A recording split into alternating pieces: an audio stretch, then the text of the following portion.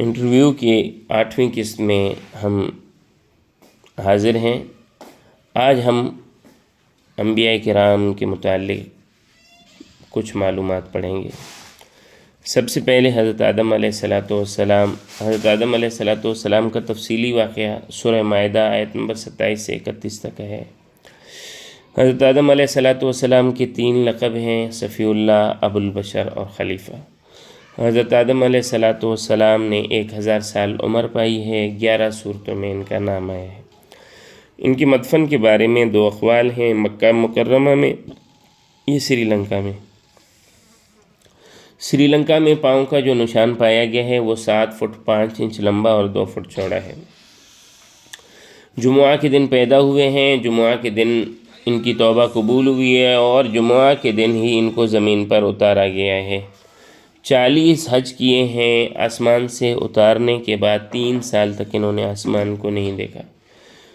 پہلی مرتبہ عرفات میں امی حوا سے ملے ہیں۔ ان کے 3 بیٹے حابیل، قابیل اور شیس تھے اور شیس کو نبوت ملی تھی۔ 2 بیٹیاں ہیں، اقلیمہ اور غزہ۔ قابیل نے حابیل کو اقلیمہ کے مسئلہ پر چھری گھونپ کر قتل کیا تھا۔ حضرت آدم علیہ السلام کو فرشتوں نے جو سجدہ کیا وہ زوال سے عصر تک کا تھا۔ حضرت آدم علیہ السلام کو 10 صحیفے دیے گئے۔ حضرت بی بی حوا ان کی زوجہ ہیں جن کو ام البشر بھی کہا جاتا ہے۔ 1,00,000 زبانوں پر قدرت حاصل کرتے تھے۔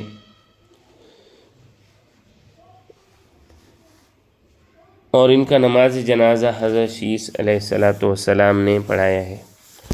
دوسرے نبی حضرت ادریس علیہ السلام علم فلکیات کے ماہر ہیں۔ قلم، سوئی ایجاد انہوں نے کی ہے۔ پیشے کے اعتبار سے درزی تھے۔ علم ریاضی انہوں نے بنایا ہے۔ سب سے پہلے قلم سے لکھنے والے یہی ہیں۔ سب سے پہلے ہتھیار انہوں نے بنایا ہے۔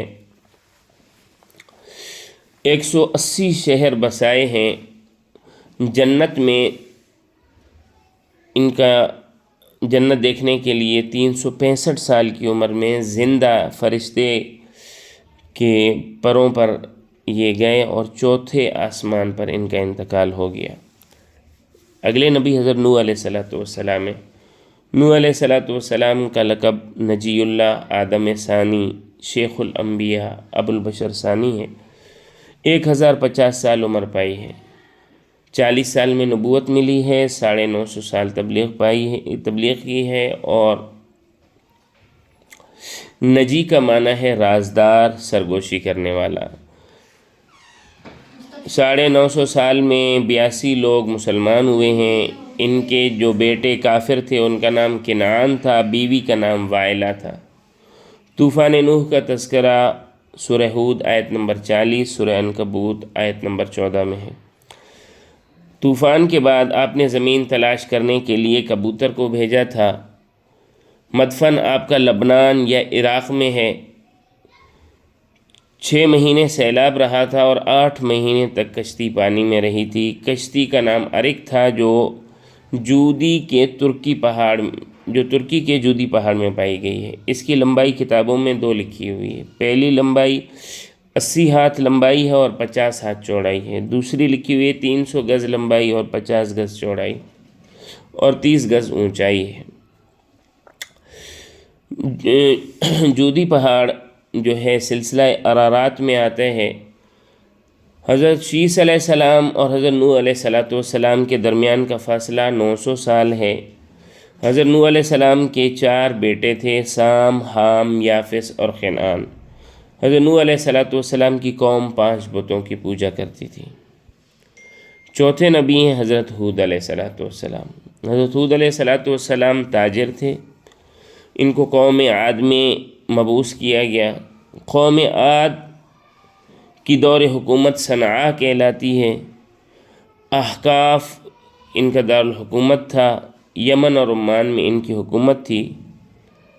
حضرت کا مدفن خزانہ موت میں ہے۔ ان کے وقت کا بادشاہ شداد تھا جس نے عدن میں ایک باغ بنایا تھا جس کا نام باغ ارم ہے۔ شوال کے مہینے میں برد العجوز کا ان پر عذاب آیا تھا جو ٹھنڈی ہوا تھی، اور قحط سالی کا عذاب تھا۔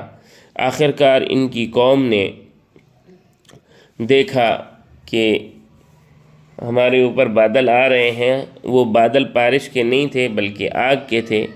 7 دن مسلسل طوفان اور بارش رہی، جس کی وجہ سے یہ لوگ مارے گئے۔ انشاءاللہ اگلی قسط میں مزید انبیاء کے بارے میں معلومات عرض کی جائیں گی۔